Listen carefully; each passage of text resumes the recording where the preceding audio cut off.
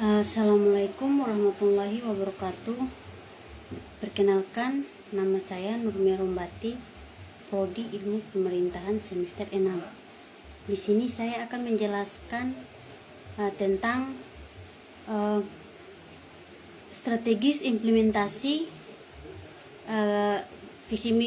dan visi misi kepala daerah di Kabupaten Seram bagian Timur. Implementasi visi misi kepala daerah di Kabupaten Seram bagian Timur berikut adalah implementasi visi dan misi kepala daerah atau SBT yang umumnya dapat disesuaikan dengan konteks dan prioritas daerah. 1. Penyusunan rencana pembangunan jangka menengah daerah RPJMD, integrasi visi dan misi. Visi dan misi kepala daerah dijabarkan ke dalam tujuan, sasaran, dan indikator kinerja. Partisipasi melibatkan stakeholder, masyarakat, DPRD, dan akademis, tokoh adat, dan sektor swasta dalam proses perumusan. Yang kedua, penetapan program prioritas. Fokus pada sektor strategis di SBT seperti infrastruktur dasar dan konektivitas antar wilayah. Pendidikan dan kesehatan, perikanan, pertanian, dan kelautan berkelanjutan. Penguatan desa dan pemberdayaan ekonomi lokal, reformasi birokrasi dan pelayanan publik. Yang ketiga itu penguatan tata kelola pemerintahan. Penerapan e-government untuk transparansi dan efisien. Pengawasan internal, inspektorat dan eksternal BPK, DPRD yang efektif, peningkatan kapasitas SDM dan ASN. Sinergi dengan pemerintah pusat dan provinsi, optimalisasi dana alokasi khusus DAK dan dana desa dan bantuan kementerian. Penyusunan proyek strategis daerah yang bisa masuk dalam proyek nasional. Dan 5. Monitoring, evaluasi, dan penyesuaian berkala, membentuk tim pengendali implementasi visi misi, pelaporan capaian per triwulan atau semester, revisi kebijakan berbasis data dan hasil evaluasi. Yang ke-6, pemberdayaan masyarakat dan kemitraan, mendorong partisipasi masyarakat dalam penggunaan desa, kerjasama dengan LSM, perguruan tinggi, dan sektor swasta.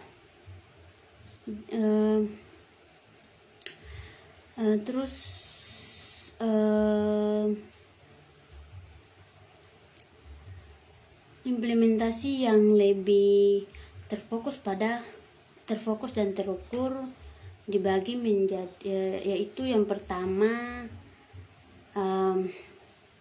menerjemahkan visi dan misi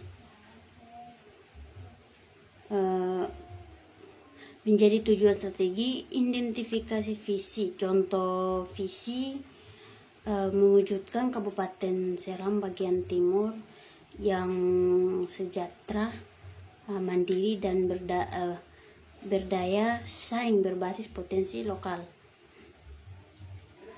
Terus misi. Contoh misi yaitu meningkatkan kualitas sumber daya manusia, mendorong pertumbuhan ekonomi berbasis potensi lokal, yaitu pertanian, perikanan, pariwisata, meningkatkan infrastruktur dasar dan konektivitas wilayah, mewujudkan tata kelola pemerintahan yang bersih dan melayani. 3. Turunkan menjadi tujuan strategis. Setiap misi diterjemahkan menjadi beberapa tujuan. 7 strategis yaitu arah lebih konkret dan terukur.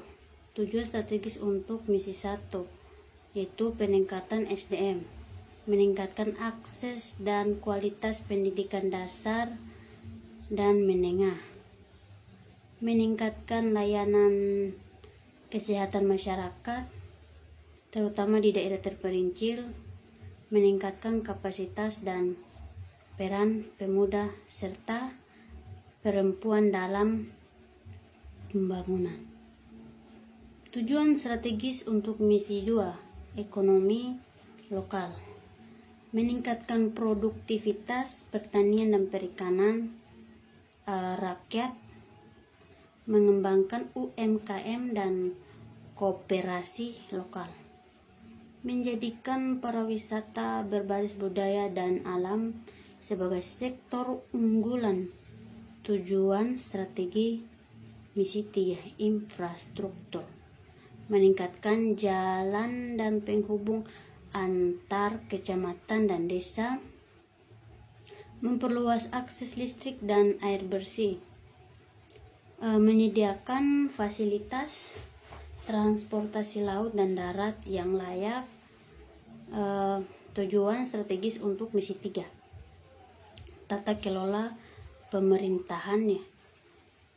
Yang pertama A, meningkatkan transparansi dan akuntabilitas birokrasi. B, mendorong pelayanan publik berbasis digital. C, memperkuat peran musyawarah desa dan partisipasi masyarakat. Integritas KRPJMD dan Renstra OPD. Semua tujuan strategis ini selanjutnya dijabarkan dalam sasaran dan indikator dalam RPJMD, Rencana Pembangunan Jangka Menengah Daerah. Program dan kegiatan di Renstra tiap organisasi perangkat daerah OPD, organisasi perangkat daerah menyusun program prioritas yang selaras. Langkah-langkah penyusunan program prioritas. Yang pertama, 1. Analisis tujuan strategis. Tinjau setiap tujuan strategis dan identifikasi kebutuhan nyata masyarakat. 3. Pemetaan isu dan potensi daerah. Pertimbangkan permasalahan mendesak dan kemiskinan, infrastruktur rusak, layanan publik buruk, potensi unggulan, hasil laut, pertanian, dan pariwisata.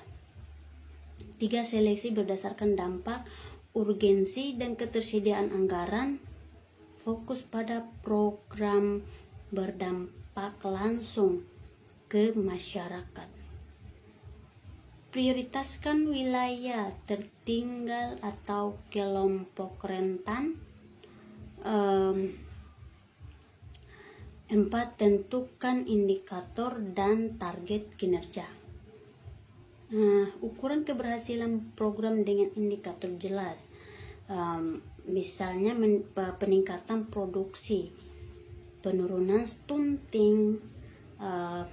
Contoh program prioritas yang selaras berdasarkan contoh misi sebelumnya. Misi 1, SDM berkualitas. Program revitalisasi sekolah terpencil dan peningkatan kompetensi guru. Program pelayanan kesehatan ibu, anak, dan pengurangan stunting. Program beasiswa bagi pelajar dari keluarga tidak mampu. Misi 2, ekonomi lokal. Program pelatihan petani dan nelayan berbasis teknologi tepat guna. Program fasilitasi akses modal dan pasar bagi UMKM. Program pengembangan kawasan wisata adat dan pesisir. Itu saja penjelasan dari saya. Kurang dan lebihnya saya mohon maaf. Wabillahi wal taufiq wal hidayah.